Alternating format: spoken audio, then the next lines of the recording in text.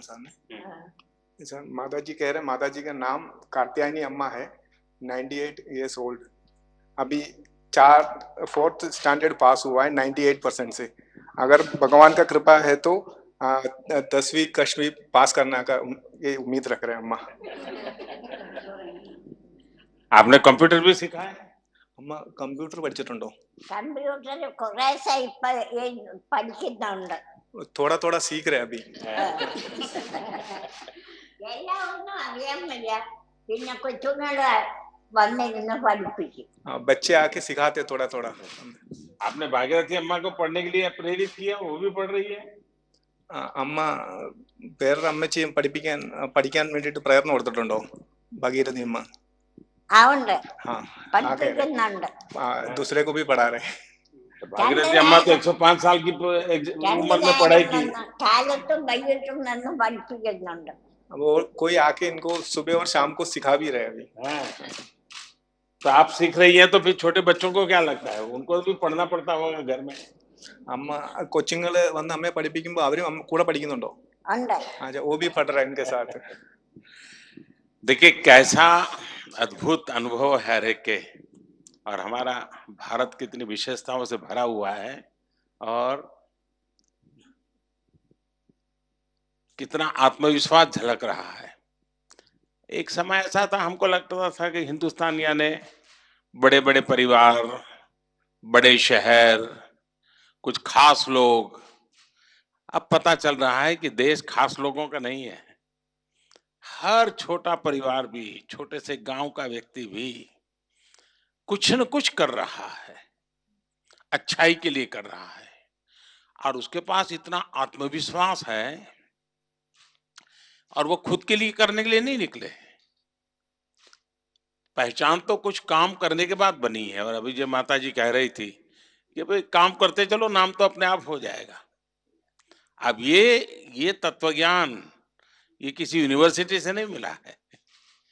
जीवन में लोगों के साथ जीते जीते, लोगों के सुख दुख को अनुभव करते करते करते खुद की जिंदगी भी बन गई, औरों की जिंदगी बनाते गए। ये उसका परिणाम हम देख रहे हैं। आप सब ने अपने अपने तरीके से, इन आप सबकी काम की एक विशेषता मैं देख रहा हूं, ज्यादातर आप वो लोग हैं जिन्होंने पर्सनल लेवल पर अचीवर के रूप में आपको बहुत बड़ा रोल नहीं है, लेकिन एक समूह खड़ा करना, टोली खड़ी करनी, औरों को सिखाना, उनको जोड़ना, ये मैं समझता हूं कि इसकी सबसे बड़ी ताकत है। किसी ने 30,000 लोगों को जोड़ लिया, किसी ने 1,000 एफपीओ बना दिए, किसी ने सैकड़ों महिलाओं को जोड़ करके ग्रुप मीटिंग बना करके। अब ये पूरा संगठन शास्त्र माता जी समझा रही थी कि उन्होंने कैसे कैसे ग्रुप्स बनाए और कैसे कैसे मोटिवेट किया, और शाम के समय का उपयोग कैसे किया। अब हर चीज में अब हमारे देश की यही आप लोगों की जो घटनाएं हैं, दुनिया की यूनिवर्सिटियों को अगर मन लग जाए तो एक एक केस स्टडी बना सकती है।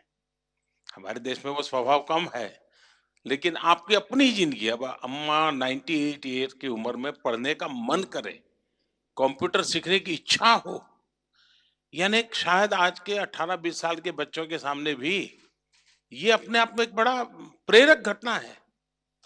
और जब मैंने अखबार में पढ़ा कि 105 साल की भगीरथ अम्मा ने तीसरी चौथी कक्षा की एग्जाम दी, और वो 76% या ऐसा कुछ तो भी उन्होंने प्राप्त किया, तो मैंने जानकारी पाई तो अम्मा जो 98 की, उसने उनको कहा कि तुम पढ़ो। इनकी प्रेरणा से उसने पढ़ाई की, और ये कह रहे कि मुझे भी और पढ़ना है, 10वीं कक्षा तक जाना है। यानी अपने आप में हम सबके लिए बहुत ही प्रेरक है। पहली बार शायद हिंदुस्तान में विश्व भर में आज विमेंस डे तो मनाया जाता है, कई सालों से एक दिन आता है, याद किया जाता है, जिसको जो ठीक लगे वो बोल देते हैं। लेकिन पहली बार भारत में एक प्रकार से आज का दिवस जन सामान्य से जुड़ चुका है। हमने ये तो देखा है कि राखी का त्योहार हो तो सारे टीवी वाले उस दिन राखी के गाने बजाते हैं, सब करते रहते हैं। 15 अगस्त हो तो देशभक्ति के गीत सुनाते। पहली बार देश के सभी अखबार, टीवी चैनल, सब जगह इस चर्चा में हमारे देश की नारी शक्ति की तरफ विशेष ध्यान गया है। आज सोशल मीडिया तो पूरा भरा पड़ा है, पूरा दिन। इसका मतलब कि और जब सुनते हैं तो आश्चर्य होता है कि हमारे लोग किस प्रकार से आत्मविश्वास के साथ नेतृत्व कर रहे हैं, समाज जीवन में परिवर्तन कर रहे हैं। और आपने इस भूमिका को निभाया है। एक प्रकार से आपका सम्मान नारी शक्ति का सम्मान है।